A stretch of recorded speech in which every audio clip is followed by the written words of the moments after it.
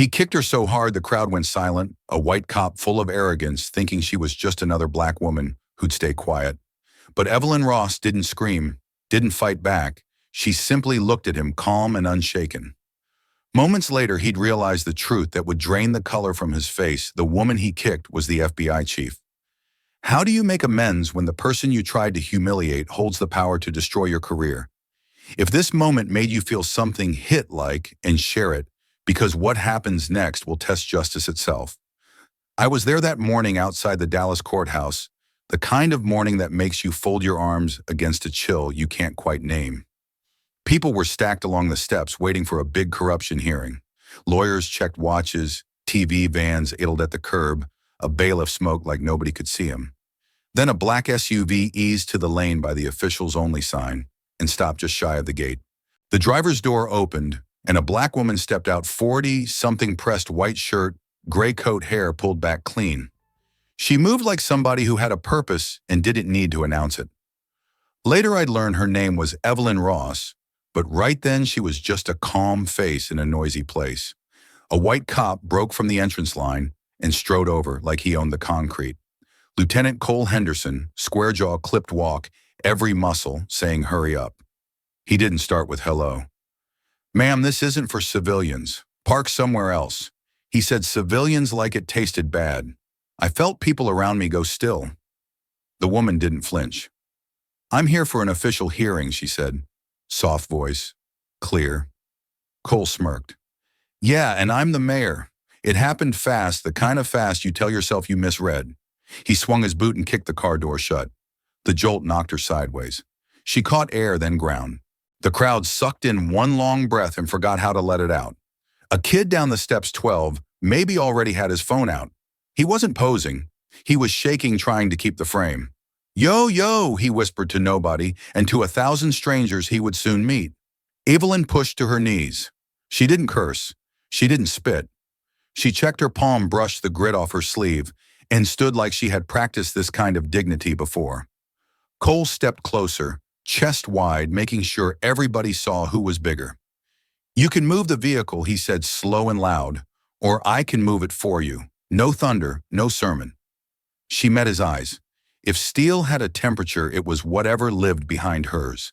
She bent to grab her leather tote, and that's when it happened. The sun slid through the high glass of the courthouse canopy and hit something at the lip of her pocket. A badge flashed, not a key fob, not a mirror, not jewelry. It was the tight glint you only see from government metal. If you blinked, you missed it. Cole didn't quite blink. He squinted, caught the reflection, and then just as quick decided he hadn't seen a thing worth knowing. People like you never learn your place. He said the last 3 words thrown like trash. A couple of folks gasped. Somebody muttered, Jesus. The kid's camera wobbled, then steadied tighter than before. I felt that small, ugly silence crowds make when they're trying to figure out what their part is, save face, save trouble, or save a stranger. Evelyn slid the badge back into her coat like it was just a receipt. No tremor, no rush. She adjusted the strap on her tote, and for a beat the whole plaza ran on her breathing. Then she took a half step toward Cole, not enough to threaten, just enough to shorten the distance where truth has to live. I heard you, she said. That was all. It landed heavier than a shout. Cole looked around, searching for the laugh that would back him up. He didn't find it. What he found were phones 5, 10, 15 up, like a forest of small, judgmental eyes. His jaw worked. His hand brushed the radio at his shoulder and then fell. The moment stretched until it couldn't anymore. Clear this lane, he barked, but the anger had lost a little air. A bailiff took one step from the doors, then stopped, deciding this wasn't his war. The kid on the steps whispered, keep rolling to his phone, like it might panic and flee. Evelyn turned from Cole without another word and started for the archway marked Justice Court. She didn't limp. She didn't look back. A dot of red had bloomed on the heel of her palm where the pavement bit her. She closed her fist and kept walking. That's when I felt it, the current you get right before a storm, when the sky hasn't broken, but the air knows what's coming. A woman near me said, that wasn't right. A man behind her said, don't get involved. A third voice, older, answered, we already are. Cole stood there stranded on his own island. For a heartbeat, I thought he might call after her or apologize or double down. He did none of those. He turned and faced the traffic like it could wash the scene off him. The kid finally found his breath. Are you okay? He called too late and too far. Evelyn's chin dipped the smallest nod, nothing more. The nod of someone who had learned to count victories by the millimeter. She reached the security line. Officers at the magnetometers straightened without meaning to. One of them recognized something about her carriage military federal command. He stepped aside a hair faster than he would have for anyone else. She placed her toad in the tray, slid her coat open, and for the briefest second, the edge of that badge winked again. I watched Cole catch that second wink from 50 feet away. I watched the certainty on his face crack like glass under heat. Color drained.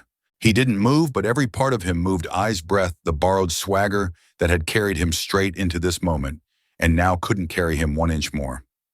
Evelyn stepped through the scanner. The machine beeped, once friendly as a toaster. She collected her things and with the same steady pace she had when she arrived, crossed under the stone letters that promised something bigger than any one man. The crowd, which had tried so hard to be a bystander, had to pick a side with its eyes. Some looked at Cole, most looked at her. She passed beneath the words, Justice Court, like she owned the right to be there because she did. Whatever pain was living in her hand, whatever bruise was waking on her hip, she didn't put it on display. She carried it in the way you carry a case file, carefully with purpose. Behind her, Cole finally remembered the radio. He pressed it to his shoulder and said something routine in a voice that wasn't. A siren wailed 3 blocks over, unrelated and somehow exactly right. The kid lowered his phone and stared at the screen as if it had just shown him a new kind of math. He whispered, "Oh man," and didn't stop recording. People drifted, but not far. You could feel a story starting to root itself the way a crack finds its path across glass.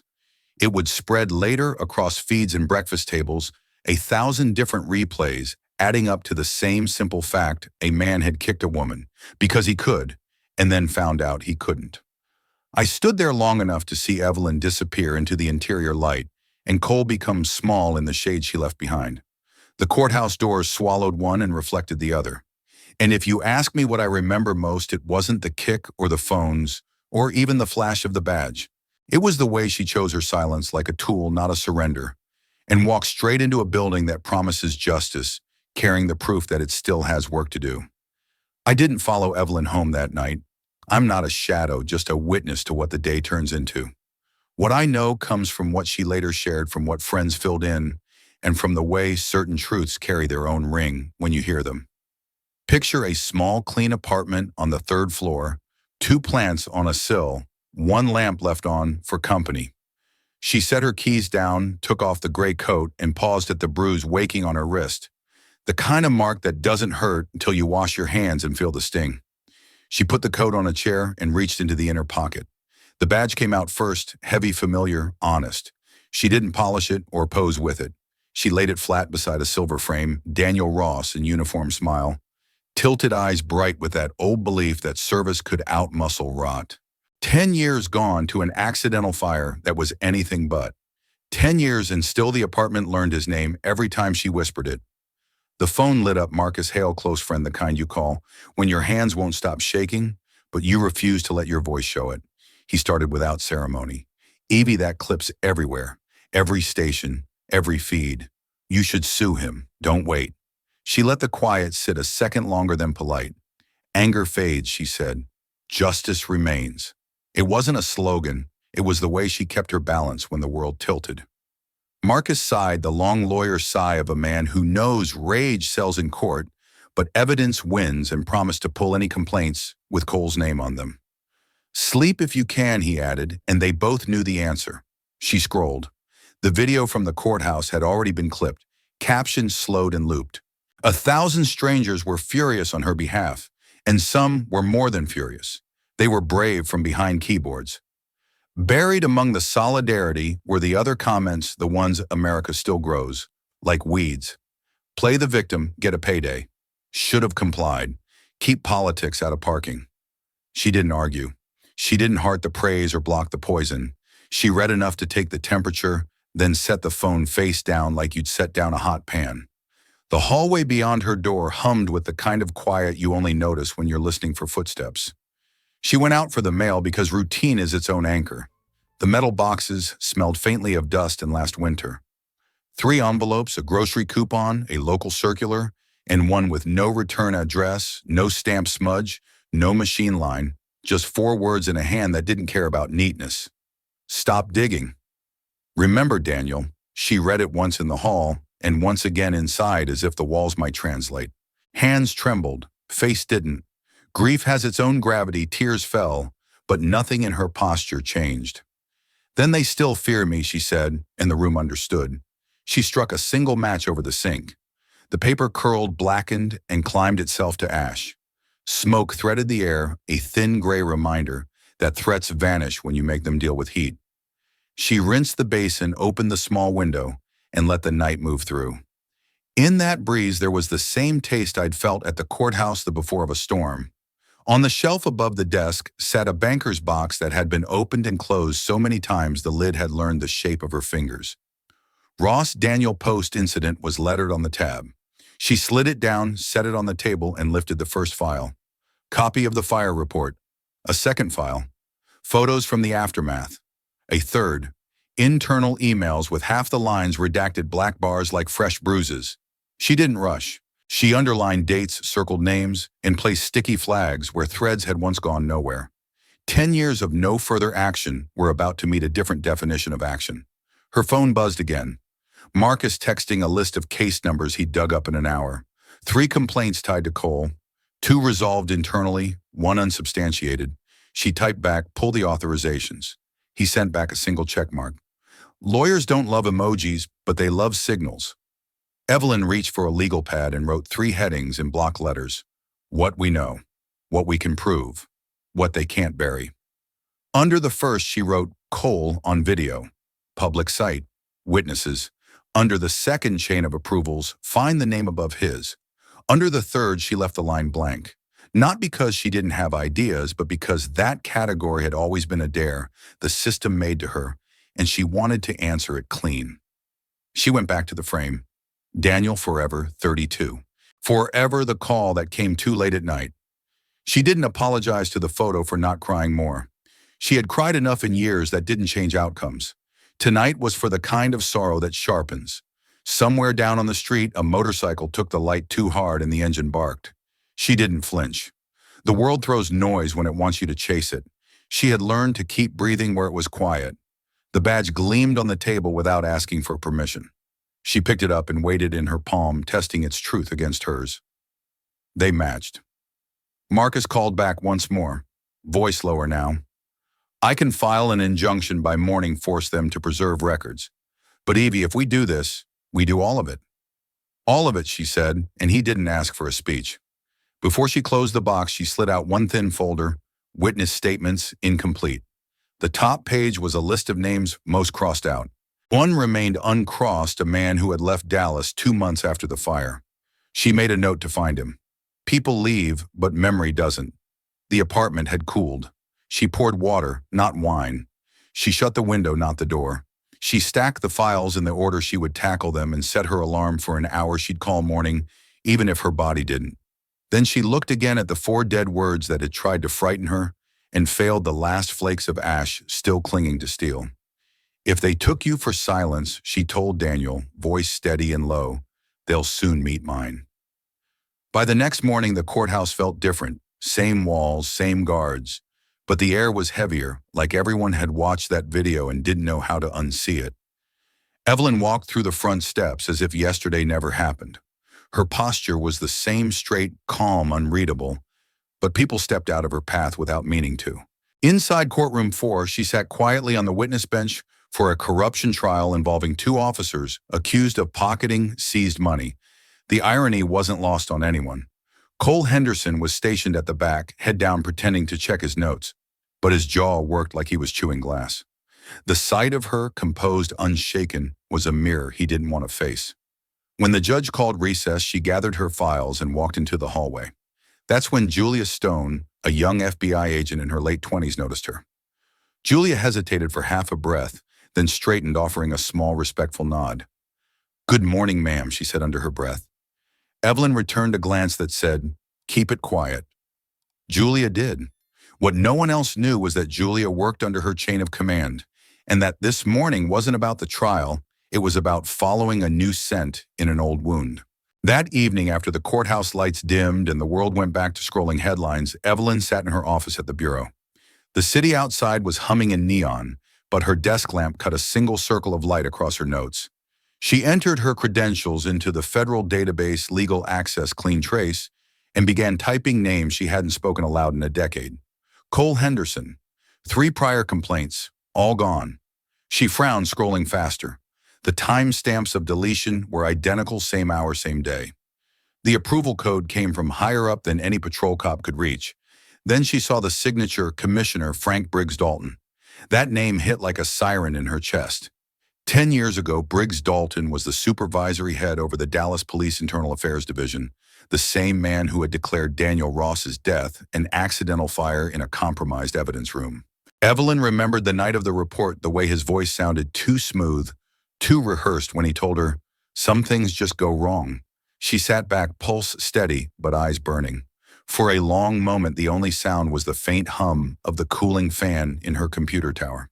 Then quietly, she whispered, "You're still cleaning your mess, aren't you?" Evelyn printed every document she could find, deleted complaints, audit logs, internal approvals, but saved nothing digitally. No trace. She stacked the papers, neatly wrapped them with a red rubber band, and slipped them into her leather bag. The knot came soft but familiar. Marcus Hale leaned against the doorway, sleeves rolled up, the look of a man who'd seen enough danger to recognize when someone was courting it. "You're reopening old graves," he said. Evelyn didn't look up. "Then maybe justice needs to dig." He exhaled through his teeth. "You sure you want to do this alone?" "I've never done it alone," she replied, turning her eyes to Daniel's framed photo on the shelf. Marcus walked in, sat on the edge of her desk, and scanned the papers. "You've got Briggs's name on internal approvals," he murmured. "That's not coincidence. But if you go public, they'll bury you under protocol before you reach daylight." "That's why I won't go public," she said. "Not yet." She took a corkboard from behind her file cabinet and pinned 2 photos, one of Briggs Dalton, one of Daniel Ross. The commissioner's confident smile, gray suit, handshake, frozen mid-frame, stared down at Daniel's black and white service portrait. Evelyn pulled a red thread from the drawer and pinned it between them. "Every lie leaves a line," she said softly. "You just have to follow the right one." Marcus nodded once. "And if the line leads somewhere you can't come back from, then at least it'll end where it should have started," she said. For a while, neither spoke. The city lights outside flickered against the blinds, slicing the room into stripes of golden shadow. Evelyn reached into her drawer for a small notebook, the same one she had carried during the old investigation. Inside were scribbled names, timestamps, and half-erased phone numbers. She flipped to a blank page and wrote at the top, "Briggs Dalton. Reopen." Marcus stood to leave. "You know," he said, pausing at the door, "Daniel used to talk about you the same way people talk about storms. Quiet until the thunder hits." Evelyn gave a half-smile that didn't quite reach her eyes. "Then let's make it rain." When the door closed, she looked again at the 2 photographs, husband and enemy, joined now by a single crimson thread. Her hand brushed against the edge of her FBI badge, cold and certain. Somewhere deep inside, anger and purpose began to merge into the same thing. She turned off the lamp, leaving only the faint glow from the board. The faces on the wall faded into shadow, but the red string glowed like a vein, thin, alive, unstoppable. By morning, she'd have new names, new evidence, and new ghosts to chase. But for now, she sat in the dark, listening to the hum of a building that didn't know it was about to wake up. Justice hadn't left her. It was just sleeping, waiting for her to knock. By the next morning, the courthouse felt different, same walls, same guards. But the air was heavier, like everyone had watched that video and didn't know how to unsee it. Evelyn walked through the front steps as if yesterday never happened. Her posture was the same, straight, calm, unreadable, but people stepped out of her path without meaning to. Inside courtroom 4, she sat quietly on the witness bench for a corruption trial involving 2 officers accused of pocketing seized money. The irony wasn't lost on anyone. Cole Henderson was stationed at the back, head down, pretending to check his notes, but his jaw worked like he was chewing glass. The sight of her, composed, unshaken, was a mirror he didn't want to face. When the judge called recess, she gathered her files and walked into the hallway. That's when Julia Stone, a young FBI agent in her late 20s, noticed her. Julia hesitated for half a breath, then straightened, offering a small, respectful nod. "Good morning, ma'am," she said under her breath. Evelyn returned a glance that said, "Keep it quiet." Julia did. What no one else knew was that Julia worked under her chain of command, and that this morning wasn't about the trial, it was about following a new scent in an old wound. That evening, after the courthouse lights dimmed and the world went back to scrolling headlines, Evelyn sat in her office at the bureau. The city outside was humming in neon, but her desk lamp cut a single circle of light across her notes. She entered her credentials into the federal database Legal Access Clean Trace and began typing names she hadn't spoken aloud in a decade. Cole Henderson, 3 prior complaints, all gone. She frowned, scrolling faster. The timestamps of deletion were identical, same hour, same day. The approval code came from higher up than any patrol cop could reach. Then she saw the signature Commissioner Frank Briggs Dalton. That name hit like a siren in her chest.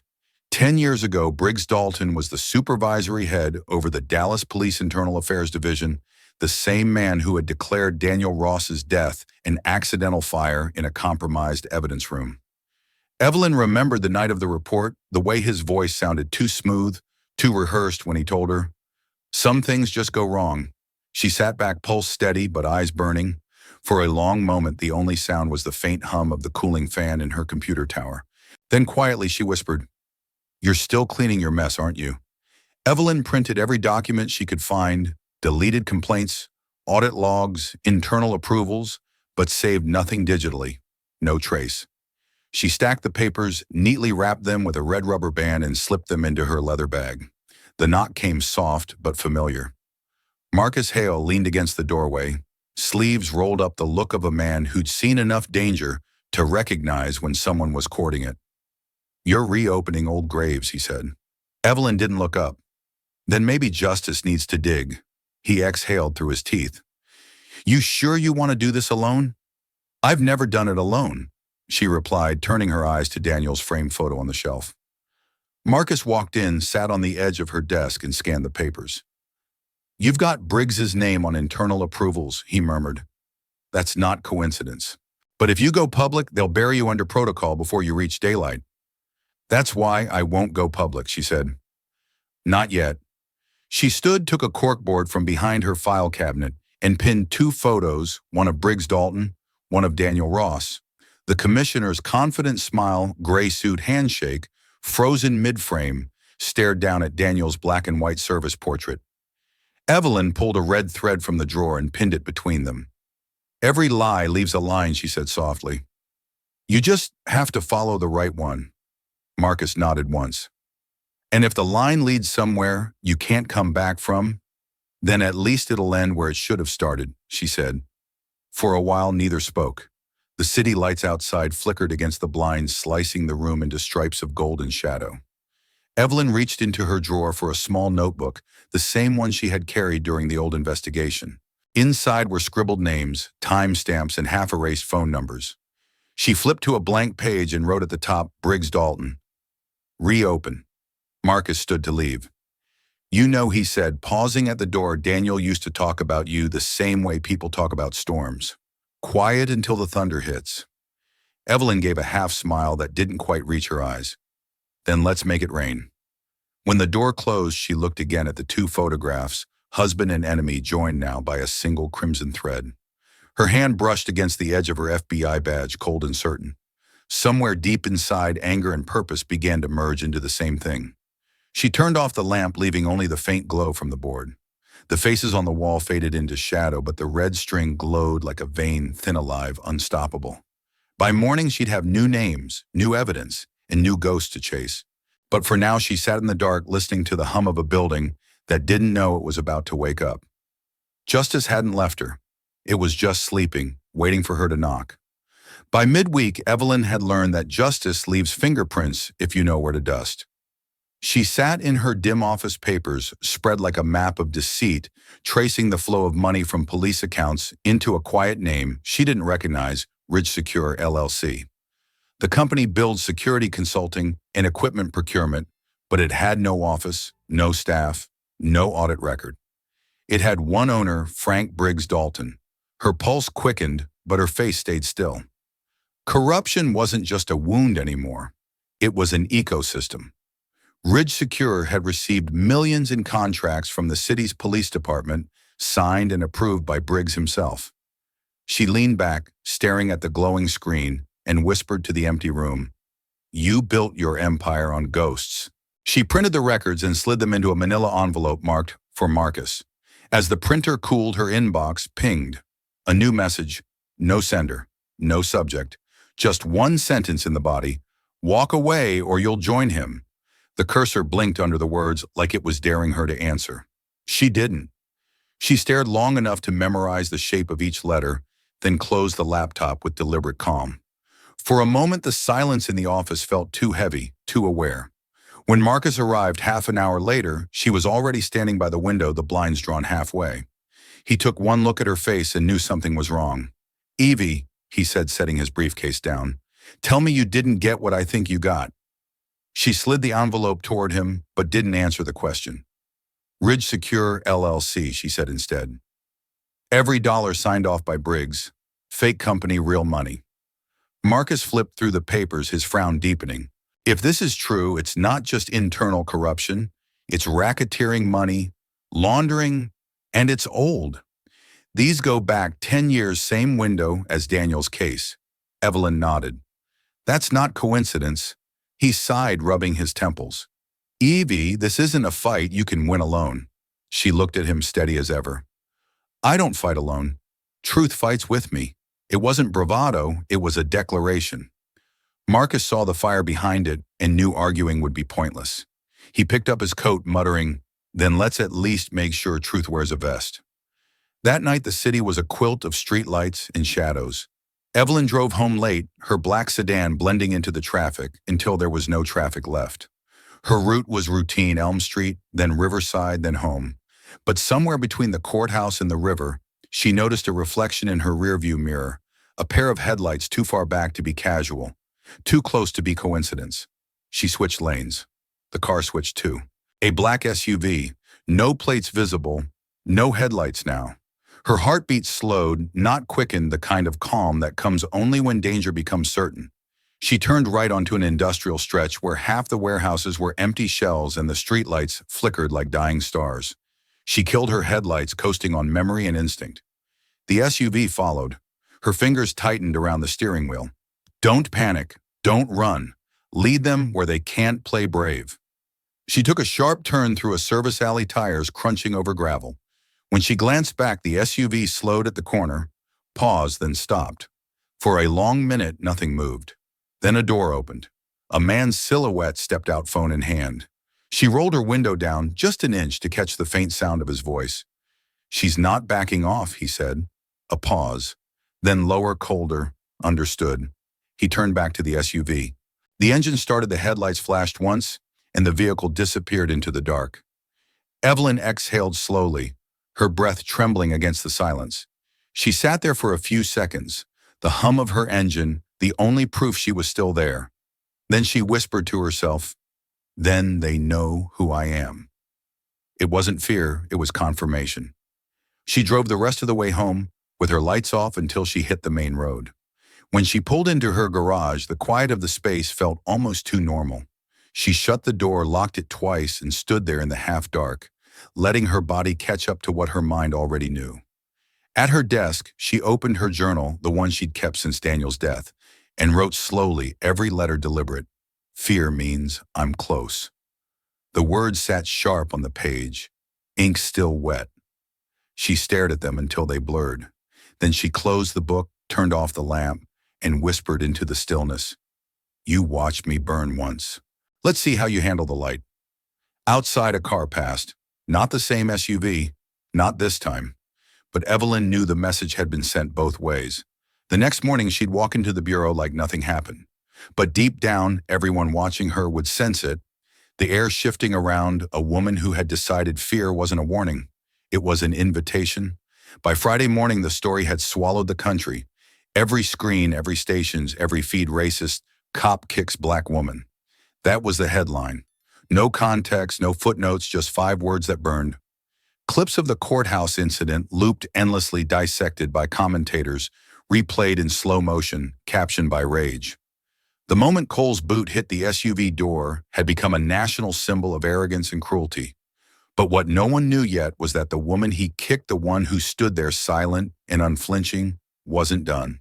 At the Dallas Police Department, cameras flashed as Commissioner Frank Briggs Dalton stepped up to a podium draped in flags. His voice was rehearsed, measured, dripping with concern. "We will investigate this thoroughly," he said. "No one, regardless of rank or color, is above the law. Lieutenant Henderson has been placed on administrative leave pending review." Behind the cameras, Evelyn watched from her office screen, eyes narrow. She had seen this act before, the calm voice, the moral mask. Briggs was good at pretending the house wasn't already on fire. She picked up her phone and opened a secure drive. Inside, a single audio file waited. Briggs, Dalton, private line, WAV. The recording was grainy, captured days earlier through a line Evelyn had legally but quietly monitored as part of a separate corruption review. Briggs's voice: "Don't worry, Cole. I'll clean up your mess. Just keep your mouth shut and your head down."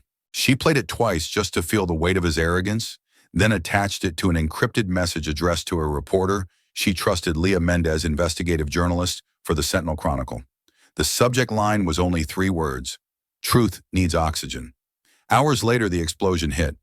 The audio leaked online before the paper even went to print. Hashtags erupted. Commentators screamed over each other. "This isn't just police brutality, this is a cover-up from the top," shouted one anchor. Every major outlet picked up the story within hours. Briggs's voice echoed across airwaves. "Don't worry, Cole. I'll clean up your mess." The public fury turned into a storm. People filled comment sections with one message: "Clean up who now?" Protesters gathered outside the courthouse holding signs that read, "Justice for Evelyn and fire them all." Cole Henderson, once the man in uniform, was now a ghost.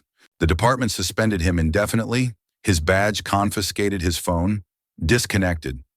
Inside his locker, a plain envelope waited, no name, no logo. He opened it. Inside, a single photo of Evelyn at the courthouse. Across the bottom, written in black ink, "You kicked the wrong woman." He froze. His hands trembled, the same hands that had gripped power too long. The note wasn't a threat, it was a prophecy. At City Hall, Briggs erupted. His polished calm shattered the second the press conference ended. He slammed his fist against the desk, scattering papers and pens. His assistant tried to speak, but one glare silenced him. He picked up his phone and barked, "Get me Deputy Director Reed now." When the call connected, his tone was low venom, hidden under professionalism. "Reed, I want her silenced before she brings the house down. Do you understand me? Before she connects Ridge Secure. Before she connects me." There was a pause on the other end. Reed's reply came cautious. "Frank, she's FBI. She's not just another civilian. If we touch her, it's a federal disaster waiting to happen." Briggs's voice dropped lower. "Then make it look like an accident. I don't care how, just end this." He hung up, chest heaving, unaware that someone somewhere was already listening. Meanwhile, Evelyn sat at her kitchen table, the morning news lighting her face in cold blue. On screen, Briggs's statement looped again, now paired with his leaked audio. His empire of control had finally cracked. Her phone buzzed, a message from Leah. "They're panicking. Keep your head down." The story's spreading like wildfire. Evelyn smiled faintly. Not triumph, just certainty. The kind of satisfaction that comes from setting a clock and hearing it finally tick. She turned the volume up slightly. The anchor's voice carried through the room. "Sources confirm the FBI has opened a formal inquiry into the commissioner's financial dealings and his alleged attempt to obstruct justice." For the first time in weeks, Evelyn leaned back in her chair. Outside, the city hummed like nothing had changed, but she could feel the air bending. "This isn't the end," she whispered. "This is the table turning." Across town, Briggs watched the same broadcast from his office, face pale, hands shaking. He had spent his life pulling strings, and now he realized one of them was tied around his own neck. And somewhere far from the cameras, Evelyn Ross wrote a single line in her notebook. "Checkmate begins quietly." Her eyes glimmered under the lamplight. The silence that had once been her shield was now her weapon. The game wasn't over, it had just turned in her favor. The storm rolled in without warning, gray, heavy, deliberate. It suited the mood of a city that couldn't decide whether it wanted justice or revenge. Inside his small apartment, Cole Henderson sat at the edge of his bed, the badge he no longer had permission to wear, lying on the table beside him. The TV played yet another replay of the video, the one that had destroyed his career. He didn't mute it this time. He let it run each frame, each shout, each collective gasp from millions of strangers who now knew his name for all the wrong reasons. Outside his window, rain began to whisper against the glass. Then a small voice broke the silence. "Daddy?" He turned. His daughter Emily stood in the doorway, in her pajamas, clutching a stuffed rabbit to her chest. She looked up at him with the kind of confusion that children carry when they overhear too much from adults. "Daddy," she asked softly, "are you bad?" The question hit harder than any punishment could. Cole's throat tightened. He reached out a hand, but she didn't move closer. Her eyes stayed fixed on him, searching for an answer she wasn't sure she wanted. He swallowed. "No, sweetheart," he whispered. "I made a mistake. A big one." Emily nodded like she was trying to understand a language she hadn't learned yet. "Mommy said people make mistakes if they forget to see." Cole blinked, the words cutting clean through him. "She's right." When she left the room, he broke. The tears came silently at first, then all at once, the kind of crying that shakes a man down to the parts of himself he doesn't recognize. For the first time, he saw what everyone else saw: the cruelty, the arrogance, the face of a man who thought his badge made him untouchable. And behind that realization, another truth surfaced. He had become the very kind of officer Daniel Ross once warned him about. By morning, Cole made a decision. He wasn't going to apologize on camera or write a speech. He was going to find Evelyn Ross, the woman he'd humiliated, the one who stood silent as he destroyed his own soul, and give her what she needed most, the truth. He waited for her at the same courthouse parking lot where everything had started. The air smelled of wet asphalt and regret. When she finally stepped out of her SUV, her movements were precise, deliberate. She saw him immediately but didn't flinch. Her eyes were cold, assessing. "Lieutenant Henderson," she said, her tone clipped. "Not anymore," he answered. "They made sure of that." She crossed her arms. "You got what you deserve." He nodded once, no defense left in him. Not yet. For a long second, the rain filled the space between them. Then he took a breath and said the words that would change everything. "I found a file, Evelyn. Your husband, Daniel Ross, he didn't die in an accident. The fire was ordered. By Briggs." The name hung in the air like thunder, waiting for lightning to follow. Evelyn's face didn't move, but her hands, those steady hands, tightened just slightly at her sides. "Why tell me now?" she asked. "Because if you fall," Cole said, voice breaking, "so does the last good thing left in me." The rain began to pick up, the kind that blurs streetlights and softens anger. Evelyn studied him for what felt like an eternity, her eyes scanning for lies. All she saw was a man stripped bare, his guilt raw, his pride gone. Finally, she said, "Prove it." Cole nodded. From inside his jacket, he pulled a flash drive sealed in a plastic bag. "Everything's there: internal memos, communication logs, transaction reports. Briggs ordered an evidence purge the night your husband died. The fire was no malfunction. It was cleanup." Evelyn reached out and took the drive. Her fingertips brushed his hand-cold skin against warm. The contact lasted only a moment, but it was enough to break something invisible between them. She looked at him, and for the first time her expression softened, if only by a degree. "Why risk this?" she asked quietly. "Because I've been part of their machine too long," he said, "and maybe helping you is the only way to shut it down." A siren wailed somewhere distant. The rain came harder, streaking down their faces, washing away the lines that used to define enemy and ally. Evelyn slipped the flash drive into her coat pocket, then extended her hand. For a moment, Cole just stared. The woman he'd once kicked to the ground was now the only person willing to see him as more than a monster. He took her hand. Their grip was firm, not forgiveness, not yet, but an understanding. Rain pooled around their shoes. Cars passed on the street, headlights flickering across two figures standing in the downpour. If anyone had looked out from the courthouse steps, they might have thought it was just a handshake. But those who knew would have recognized it for what it was: the truce that could unravel a city. Evelyn's voice was steady when she finally spoke. "You'll have to testify." Cole nodded. "I will." "Then we move together," she said. He released her hand, stepping back just enough to breathe. "For what it's worth," he said softly, "I'm sorry." Evelyn gave the faintest nod.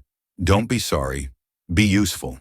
And with that, she turned walking toward her car without another word. Cole watched her go until the rain blurred her into a silhouette against the courthouse lights. He stood there long after she'd gone, drenched but lighter than he'd been in years. That night when Evelyn returned home, she set the flash drive beside Daniel's photo. The rain still echoed on her windows, and for the first time in a decade, she whispered into the quiet, "We're not done yet." Outside, thunder rolled, a promise that the storm had only just begun. The night they chose for the sting was the kind that didn't promise survival. Heavy rain, low clouds, the kind of darkness that feels thicker than air. Evelyn stood beside her car outside Warehouse 14, wind tearing through her coat, heartbeat slow but deliberate. Around her were the few people who still believed in truth, even when it bled. Cole, pale but steady. Marcus, calm behind his camera, and Julia, stone fingers flying across her laptop under a flickering streetlight. The plan was simple, dangerous but simple. Briggs had called a secret meeting with Deputy Director Reed, his last loyal ally inside the bureau. Julia had hacked into Reed's private email and found it, meeting, midnight, Warehouse 14. They didn't have backup, they didn't have clearance, but what they did have finally was proof waiting to be caught in real time. Inside the warehouse, the air smelled of oil and old metal. Evelyn's boots echoed against concrete as she and Marcus moved through the shadows, planting small recorders under beams behind crates near the single hanging bulb that swung like a heartbeat. Cole positioned himself by the exit earpiece and gun holstered, but ready. His face was tight, like a man trying to remember what courage used to feel like. Julia's voice whispered through the radio. "Signal clean. They're 3 minutes out." Evelyn nodded to Marcus. Cameras rolling. He checked the monitor. All green. The rain intensified outside, hammering the tin roof like war drums. Then headlights sliced through the dark. A black sedan rolled to a stop. 2 men stepped out, Briggs, Dalton, and Reed, both in long coats, both too calm for men who'd buried so much truth. Their voices carried sharp even through the downpour. "You think she'll stop?" Briggs asked, voice low and venomous. Reed sighed. "If we let her live, none of us walk free." Briggs didn't hesitate. "Then stop her. Permanently." Evelyn's fingers tightened around the edge of the crate she hid behind. Every instinct told her to rush out to arrest him right there. But Marcus caught her wrist. "We need the recording," he whispered. "Let it play." She forced herself still. Then the faint click of a safety being switched. Cole froze. His instincts screamed before the sound reached him. From the far end of the warehouse, shadows moved, men with rifles. Faces hidden, boots soft on wet concrete. "It's a setup," Julia's voice hissed through the radio. "They knew you'd come." Evelyn spun out from cover, yelling, "Down!" Gunfire split the air, bright, brutal, echoing off steel walls. Marcus dove behind a crate. Julia's feet went dead. Cole moved before thought could catch him, stepping between Evelyn and the shooters, firing twice, hitting one, before a round tore into his chest. The impact drove him back against a metal pillar. Evelyn screamed his name, grabbed him as he slid down, his blood blooming dark against her hands. "Stay with me, Cole. Stay with me." He smiled through the pain, breath, shallow eyes clear in the chaos. "Justice," he rasped, "doesn't shout, it stands." And then he pushed her away just enough to see the gunman raising his rifle again. With the last of his strength, Cole fired once more. The attacker fell. Evelyn dragged him toward the side exit, every muscle shaking, rain mixing with blood as alarms from nearby buildings began to blare. Marcus appeared, camera still clutched tight, shouting over the noise. "We got it, Evelyn. We got it all on tape." Behind them, a canister rolled across the floor. Smoke hissed, followed by a spark. Evelyn's eyes widened. "Run!" They made it 10 steps before the explosion hit. The warehouse erupted in a column of fire, the blast knocking them forward onto the wet pavement. Glass rained down like stars that had forgotten their beauty. Evelyn felt the shock wave in her bones. She turned, the entire structure was burning orange light, devouring steel. Cole lay half in the rain, half in the firelight. Evelyn cradled his head, rain washing the blood from his face. His eyes flickered open once more. "Tell her. Tell Emily." His breath failed before the sentence did. Evelyn pressed her forehead against his, sobbing, not loudly, not dramatically, but in the raw way that truth breaks out of silence. You stood tall, she whispered through her tears, even at the end. Marcus knelt beside them, speechless. Julia's car screeched up seconds later, her face pale when she saw the flames. Evelyn didn't look at her. She stayed there, still holding Cole, until the sirens painted the night red and blue. When the firemen pulled her back, her hands refused to let go. Only when Marcus took the badge from Cole's pocket and placed it in her palm did she release him. Through the smoke, the warehouse collapsed, one steel beam at a time, into itself. The camera Marcus had hidden inside had melted, but the footage transmitted before the blast. Every word Briggs spoke, every order to kill, every betrayal of justice, it was already in the world. Evelyn stood in the rain, soaked and trembling, staring at the badge glinting in her hand. Around her the fire crackled and hissed, feeding on everything false. She whispered, voice steady but hollow, "You stood tall even at the end." The storm swallowed her words, carrying them into the night, a vow, a warning, and the beginning of reckoning. Morning came gray and quiet, the kind of calm that lies before another storm. Evelyn walked into FBI headquarters carrying a flash drive that could end a career or a system. The air inside was sterile, humming with the same routine she'd lived for years. But everything felt different now. Every fluorescent light seemed sharper, every passing glance heavier. At the end of the corridor, Deputy Director Raymond Reed stood waiting by his glass office. He was composed, polished, the kind of man who never raised his voice because power made people listen anyway. Evelyn stepped inside and placed the flash drive on his desk. "It's all there," she said. Briggs's voice, the financial transfers. Ridge Secure, the order that killed Daniel Ross. "We have him." Reed didn't reach for the drive. He folded his hands slowly, the corners of his mouth barely moving. "We'll keep this quiet," he said. Evelyn blinked. "Quiet? This is murder, obstruction, corruption at the top of..." He raised a hand, calm and deliberate. "And if we go loud too fast, we lose control of the narrative. The Bureau handles things internally first." Something in his tone tightened the air around them. Julia, standing near the doorway, caught the shift. Her young eyes darted from Evelyn to Reed, studying the space between words. Evelyn exhaled, forcing patience. "All due respect, sir," she said, "this isn't something to bury." "This is," Reed smiled faintly, cutting her off. "No one's burying anything, Agent Ross. Trust me." But Julia didn't. She saw the way his fingers brushed the flash drive, like it was a problem, not a solution. She caught the flicker, one heartbeat of hesitation in his eyes, and her gut twisted. Later that night, while Evelyn reviewed paperwork in her office, Julia appeared in the doorway, breathless. "You need to check the case server," she said. "Now." Evelyn frowned, swiveling toward her computer. She logged in, navigated to the evidence archive, nothing. The file folder labeled Operation Ridge Secure was gone. Erased. The system log showed the deletion time 30 minutes after she'd handed the drive to Reed. Her stomach sank. He purged it. Julia leaned over her shoulder. "I thought maybe it was a glitch, but then I traced his financials." She slid her tablet across the desk. "Look, weekly transfers, unmarked accounts, all traced to Ridge Secure LLC." Evelyn stared at the screen. Line after line of numbers painted the truth clearer than any confession could. "He's on their payroll," she whispered. "He's been on it for years." The realization hit hard, not just as betrayal, but as a personal failure. She'd trusted Reed. Daniel had trusted him too once. And maybe that's why Daniel never came home. They didn't wait until morning. Evelyn called Reed directly. "We need to talk," she said. Her voice was steady, cold.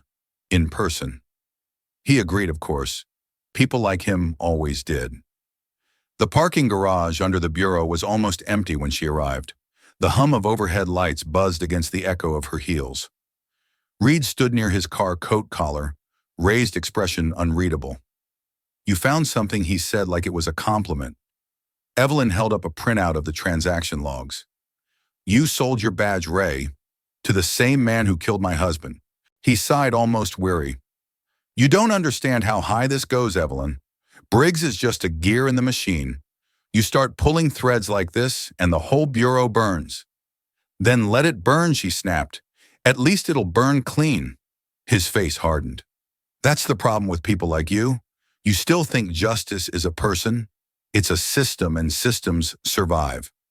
He reached inside his coat. She froze, not fear, just readiness. When the gun came out, she didn't even blink. "Don't make me do this," he said quietly. "You walk away, now you live. Otherwise." The elevator doors behind them slid open with a ding. Julia stepped out, phone in one hand, recorder in the other. Otherwise, what Director Reed turned startled. The second of distraction was all Evelyn needed. She lunged forward, knocking his arm aside. The gun fired once, the bullet ricocheting off concrete. Julia ducked, shouting, "Go, go!"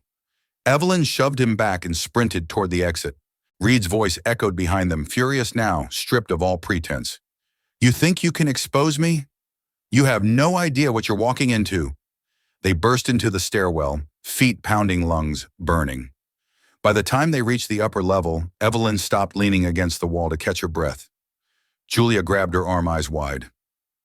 "Evie, we have to disappear for a while," she said. "He'll put a warrant out before sunrise."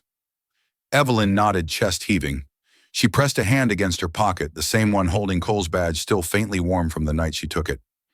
"Even justice," she whispered, "has been sold."